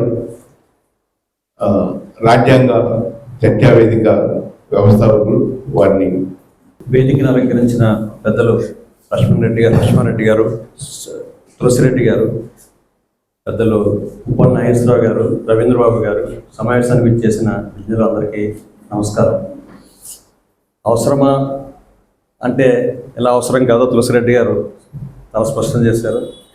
సాధ్యమా అంటే సాధ్యం కాదని తులసిరెడ్డి గారు చెప్పిన అసాధ్యం కాదు అని మన లక్ష్మణరావు గారు చెప్పారు. మరి మోడీ షా రాజకీయ విధానాలని పరిశీలించిన వాళ్ళకి ఇది అసాధ్యం కాదు అనే తెలుస్తోంది. మన రాష్ట్రంలోనే చూసినప్పుడు కేంద్ర ప్రభుత్వం ఇంప్లిమెంట్ చేయవలసిన, నిర్వహించవలసిన విభజన హామీల విషయంలో మరి వాళ్ళ రాజ్యాంగ బాధ్యత నిర్వర్తించినప్పుడు ఇక్కడ అపోజిషనే లేని పరిస్థితి, విచిత్రమైన పరిస్థితి. ఆనాడు ఈనాడు కూడా అధికార పక్షం ప్రతిపక్షము కేంద్రాన్ని అడిగి నిలదీయలేని ఒక విచిత్రమైన రాజకీయ వ్యవస్థ ఉన్న నేటి పరిస్థితుల్లో ఏదైనా సాధ్యమే. రాజ్యాంగం వ్యవస్థలకి భిన్నంగా ఏదైనా మరి సాధ్యమే అని మన రాష్ట్రం ఒక విచిత్రమైన రాజకీయ పరిస్థితులు. అప్పుడు ఇప్పుడు కూడా no opposition to central government which is due all the reorganisation implement promises to us. ఇంకా మరి అవసరమా అంటే ఇది శుద్ధ అనవసరం.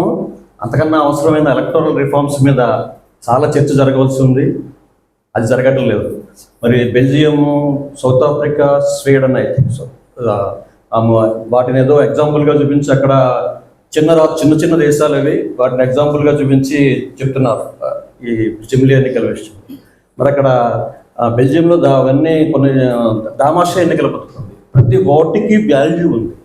ప్రతి ఓటర్కి సమాజంలో మార్పు తేవాలనుకున్న ఓటర్లు దేశవ్యాప్తంగా కానీ రాష్ట్ర వ్యాప్తంగా కానీ ఒక 4-5 లక్షల మంది ఉంటే దానికి రిప్రజెంటేషను ఉండి ఆ ప్రజాస్వామిక మార్పుకి దోహదం చేసే ఎన్నికల వ్యవస్థ అక్కడ ఉంది. ఇక్కడ మరి 4-5 లక్షల మంది ఒక ఉద్దేశం, ఒక అభిప్రాయం రాష్ట్ర వ్యాప్తంగా కలిగి ఉన్న ఒక 20 లక్షల మంది దేశవ్యాప్తంగా కలిగి ఉన్న వాళ్ళకి ఒక నియోజకవర్గంలో లేదు కాబట్టి వాళ్ళకి మరి ఆ అభిప్రాయానికి, ఆ ఓటింగ్కి, ఆ ఓటర్కి విలువ లేదు. సో ప్రజాస్వామ్య వికాసం కోసం అనేక రకమైన ఎన్నికల సంస్కరణల మీద మరి చర్చ జరగవలసి ఉంది. కాబట్టి ఏదైనా సాధ్యమే కాబట్టి రాజకీయ పార్టీలు వాళ్ళ తాత్కాలిక బంధము, తాత్కాలిక అవసరం కోసం కేంద్ర ప్రభుత్వం యొక్క దేనికైనా కూడా అనుకూలంగా మారతాయి. కాబట్టి మరి పార్టీలకు అతీతంగా అనేక బిల్లులని మరి కేంద్ర ప్రభుత్వం నెరవేర్చుకుంటున్న పరిస్థితులను చూసినప్పుడు ఖచ్చితంగా ఈ సమాజం తరఫున, సామాన్య ప్రజానీకాల తరఫున ప్రజాస్వామ్య వికాసం కోసము మేధావులు మరి ఇలాంటి చర్చా కార్యక్రమాల్లో కేంద్ర ప్రభుత్వం మీద, రాజకీయ పార్టీల మీద ఒత్తిడి తేవాల్సిన అవసరం ఉందని తెలియజేస్తూ నాకు ఈ అవకాశాన్ని ఇచ్చిన పెద్దలందరికీ ధన్యవాదాలు. పెద్దలందరికీ నమస్కారం. జమిలీ ఎన్నికల అవసరమా సాధ్యం అన్న అంశాన్ని లక్ష్మణరావు గారు, తులసిరెడ్డి గారు స్పష్టంగా చెప్పారు. ప్రస్తుతం అధికారంలో ఉన్న కేంద్ర ప్రభుత్వానికి ఇంత చర్చ లేదు. ఎందుకంటే వాళ్ళు నిర్ణయం చేసుకుని వాళ్ళు కమిటీని వేశారు, ఒక తీర్మానం చేసుకున్నారు. 27కి వాళ్ళు ఎన్నికలకు వెళ్ళాలని నిర్ణయించుకున్నారు. ఇది రియాలిటీ. మీరు చాలా ప్రశ్నలు వేశారు సాధ్యమా అంటే, అవన్నీ చాలా విషయాలు మాట్లాడారు తులసిరెడ్డి గారు. 27 నాటికి జమిలీ ఎన్నికలు చేయాలనేది వాళ్ళ టార్గెట్. మనం ఇక్కడ మాట్లాడాలి. లక్ష్మణ్ రెడ్డి గారికి నా విజ్ఞప్తి ఏంటంటే 27 చాలా రాష్ట్రాలు చెప్పారు కదా ఇందాక తులసిరెడ్డి గారు, చాలా రాష్ట్రాల పేర్లు చెప్పారు ఇందాక. అన్ని రాష్ట్రాల ఎన్నికల్ని ముందు కానీ వెనక్కి కానీ లాగేసి 27కి లాగించాలనేది వాళ్ళ ప్రయత్నం. ఈ ప్రమాదం పొంచి ఉంది. ఈ ప్రమాదాన్ని దృష్టిలో పెట్టుకుని మన కార్యాచరణ ఉండాలి. నా ఉద్దేశం అయితే అది. ఎవరైతే జమిలీ ఎన్నికలు వ్యతిరేకిస్తారో వాళ్ళ ఒక పెద్ద అంశాలు, మనం ఎందుకు వ్యతిరేకిస్తున్నాం అనేది చెప్పే అంశాలని చెప్పాల్సిన అవసరం ఉంది. వాళ్ళ దగ్గర ఎందుకు జరపాల అంశాలు ఉన్నాయి క్లియర్గా. వాళ్ళు వెరీ క్లియర్గా ఉన్నారు. దానికి కోవింద్ గారిని కమిటీ చైర్మన్గా వేసి వాళ్ళకు నివేదిక తయారు చేస్తున్నారు. వాళ్ళకి చాలా దానికి సంబంధించింది. ఎందుకు ఇది అంటే, వాళ్ళకి చైనా అయితే రోల్ మోడల్. చైనాలో పార్టీలు లేవు, ఒకటే పార్టీ ఉంటుంది. కమ్యూనిస్ట్ పార్టీ ఉంటుంది. కమ్యూనిస్ట్ పార్టీలోంచి ఎన్నికవుతుంటారు. పార్టీ బేస్డ్ పాలిటిక్సే ఉన్నాయి అక్కడ, అంతే. పార్లమెంటరీ పాలిటిక్స్ లేవు అక్కడ. కమ్యూనిస్ట్ పార్టీ నుంచి ఎన్నికవుతారు. ఇక్కడ కూడా అట్లాంటి వ్యవస్థ రావాలనేది దీని యొక్క ప్రైమరీ టాస్క్. సింపుల్. ఇది ఒక హిందూ రాష్ట్రంగా మారాలి. హిందూ రాష్ట్రానికి ఒకటే పార్టీ ఉండాలి, అది భారతీయ జనతా పార్టీ అయి ఉండాలి. మిగతా పార్టీలు అవసరం లేదు. ఇప్పుడు ఇందాక హరిగారు చెప్పారు, ఈ రాష్ట్రంలో పార్టీలు ఉనికి కోల్పోయినాయి. అన్ని రాష్ట్రాల్లో చాలా పార్టీలు అనేక రాష్ట్రాల్లో ఉనికిలో ఉన్నా కూడా నామమాత్రంగా ఉన్నాయి. నిష్క్రియాత్మ ఏమంటారు దాని పేరు? నిష్క్రియాత్మ ఏమంటారు దాని? ఏదో ఇంగ్లీష్ సాంస్క్రిట్లో అంటాం మనం. అంటే ఆ యొక్క ఉనికి లేకుండా ఉన్నాయి. అంటే అవి ఒక రకంగా చెప్పాలంటే కొన్ని పార్టీలు ఉన్నాయి, సిబిఐ ఈడీ కేసులు ఉన్నాయి అనుకోండి, ఆ పార్టీలు వాళ్ళు చెప్పినట్టు ఆపరేట్ చేస్తుంటాయి. ఉదాహరణకి ఉత్తరప్రదేశ్లో మాయావతి పార్టీ, ఊరందరూ ఒక దారి అయితే బీఎస్పీ ఒక దారి ఉంటుంది అనమాట. అట్లా చాలా మన అతని పేరేంటి అసదుద్దీన్ ఓవైసీ ఎంఐఎం పార్టీ, వాళ్ళకి రకరకాల ఎజెండాలు ఉన్నాయి. అందువల్ల ఏంటంటే వాళ్ళు కంట్రోల్ చేయగలిగిన పార్టీలు ఉన్నాయి, వాళ్ళతో ట్రావెల్ చేసే పార్టీలు ఉన్నాయి, వాళ్ళని పాక్షిక ఎదిరించే పార్టీలు ఉన్నాయి. అందుకని వాళ్ళ ఉద్దేశం ఏంటంటే రాబోయే 20 నాటికి జమిలీ ఎన్నికలకు వెళ్ళాలని వాళ్ళ టార్గెట్. ఈ సందర్భంలో 25కి ఆర్ఎస్ఎస్కి 1 సంవత్సరం పాటు వాళ్ళంతా దేశం అంతా ఆర్ఎస్ఎస్ 100 సంవత్సరాల ప్రోగ్రాం నడుపుతారు. దేశం అంతా ఒక పొలిటికల్ ఒపీనియన్ బిల్డ్ చేస్తారు. 26కి ప్రిపేర్ చేస్తారు, 27కి ఎన్నికలకు వెళ్తానికి ప్రయత్నం చేస్తారు. ఇది నాకున్న ఇన్ఫర్మేషన్. అందువల్ల నా ఉద్దేశం అయితే పెద్దలు చెప్పిన విషయాలన్నీ అది అకాడమిక్గా ఓకే, బట్ పొలిటికల్గా దే ఆర్ వెరీ ఫర్ 2027కి లక్షణంలో ఉందా? ఎన్నికల్లో జమిలీ ఎన్నికలు తీసుకురావాలి, లోపల. దేశాన్ని కొత్త దిశగా మార్చాలి. కారణం ఏంటంటే భారతీయ దేశంలో ఉన్నటువంటి క్రోనీ క్యాపిటలిజం దాని అవసరాలు మారినాయి. క్రోనీ క్యాపిటలిజం, ఇంతకు ముందు ఉన్నటువంటి క్యాపిటలిజం స్థానంలో క్రోనీ క్యాపిటలిజం వచ్చి పడింది. క్రోనీ క్యాపిటలిస్టులకి ఇప్పుడున్నటువంటి వ్యవస్థ సరిపోవట్లేదు, వాళ్ళకి ఇన్ని రకాల వ్యవస్థలు అవసరం లేదు. ఆ క్రోనీ క్యాపిటలిస్టుల యొక్క వాళ్ళ అవసరాల నుంచి ఈ దేశ ఎన్నికల వ్యవస్థ, ఈ దేశంలో పాలనా వ్యవస్థ, పరిపాలనా వ్యవస్థ మారాలి. దానికి తగ్గట్టు ఇప్పటికే రాజ్యాంగానికి చాలా అంశాలని తొలగించేశారు, ప్రాక్టీస్లో లేవు అవి. చాలా అంశాలు ప్రాక్టీస్లో లేవు ఈ రోజున. ఇందాక హరిగారు చెప్పారు, ఇందాక ఈ రాష్ట్రంలో ఒక తీర్మానం చేస్తే ఆయన పట్టించుకోవడం లేడు. అంటే చాలా అంశాలు వదిలేశారు. రాజ్యాంగం దాదాపుగా సుప్త శాస్త్ర వ్యవస్థ తీసుకెళ్ళిపోయారు, దాన్ని ఆల్మోస్ట్ వాళ్ళు అబెల్స్లో పెట్టేశారు. రాజ్యాంగం చాలా పెద్ద ఎత్తున పనిచేయటం మానేసింది, రాజ్యాంగాన్ని బలహీనపరిచారు, రాజ్యాంగాన్ని చాలా చాలా డైల్యూట్ చేశారు, రాజ్యాంగ వ్యవస్థలను బలహీనపరిచారు. అందుకనే ఈ రోజున దేశంలో రాజ్యాంగం చుట్టూ చర్చ జరుగుతూ ఉంది. రాజ్యాంగానికి సంబంధించినటువంటి అంశాల మీద డిబేట్ చేయాలి, రాజ్యాంగాన్ని పటిష్టపరచాలి, రాజ్యాంగాన్ని అమలు చేయడం కోసం పనిచేయాలి. దాని ద్వారా వీళ్ళ యొక్క వ్యూహాన్ని ఎదుర్కోవాలి. అట్లాంటి ఒక ఫోర్సెస్ని మనం యూనిఫై చేసి, కోఆర్డినేట్ చేసి ఈ దేశానికి ప్రజాస్వామ్యం యొక్క పార్లమెంటరీ ప్రజాస్వామ్యం, ఎలక్ట్రల్ రిఫార్మ్స్, ఇట్లాంటి అంశాల మీద మనం మాట్లాడాల్సిన అవసరం తెలియజేస్తూ ఆ వైపుగా మన కార్యాచరణ ఉంటే బాగుంటుందని నా అభిప్రాయం. డాక్టర్ తులసిరెడ్డి గారు వచ్చిన సందర్భంగా ప్రెస్ మీట్ కూడా ఏర్పాటు చేశాం. ఒక 2-3 నిమిషాల్లో ప్రెస్ మీట్ ప్రారంభించుకుందాం. ఇంకెవరైనా మనం హాజరైన వాళ్ళలో ఇంకెవరైనా మీ అభిప్రాయం తెలియజేస్తే ముప్పాల ప్రసాద్ గారు కానీ ధనంజయ్ గారు. డాక్టర్ ఎన్ తులసిరెడ్డి గారు చాలా చక్కగా వివరించారు. బహుశా సార్ ఇప్పుడు మీరు చెప్పింది నేను నోట్ చేసుకున్నంతగా నేను చదువుకునేటప్పుడు కూడా నోట్ చేసుకోలేదు సార్. బహుశా అప్పట్లో ఎంతగా నోట్ చేసుకున్నా ఇంకొంచెం ఏమైనా ప్రభుత్వ శాఖలో కూడా ఉద్యోగం సంపాదించేవాడు కావచ్చు కాంపిటేటివ్ ఎగ్జామ్స్లో. ఇక్కడ అందరూ ఈ జమిలీ ఎలక్షన్స్ ఎప్పుడు నిర్వహించాలనే దాని మీద ఎక్కువ మాట్లాడుతున్నాం సార్. నా దృష్టి అంతా లేదా నా అభిప్రాయం మొత్తం అసలు ఎన్నికలు ఎలా నిర్వహించాలనే దాని మీద ఉండాలి సార్. కులం కంపు లేకుండా, మతం మత్తు లేకుండా, ధనం మద్యం ప్రభావం లేకుండా, వర్గ పోరాటాలు లేకుండా, విచక్షణతో విచక్షణతో ఓటేసిన రోజే అది 2 సార్లు నిర్వహించిన 3 సార్లు నిర్వహించిన దేశానికి ప్రయోజనం చేకూరుతుంది అనేది నా అభిప్రాయం సార్. ఈ జమిలీ ఎన్నికలు సాధ్యమా అసాధ్యమా లేదా అవసరమా అనవసరం అనే విషయం పట్ల ఈరోజు వక్తలు చక్కగా వివరించారు సార్. ఇంతటి మంచి కార్యక్రమాన్ని నిర్వహించినందుకు గాను వల్లంరెడ్డి లక్ష్మణ్ రెడ్డి గారికి అభినందనలు sir. Thank you very much.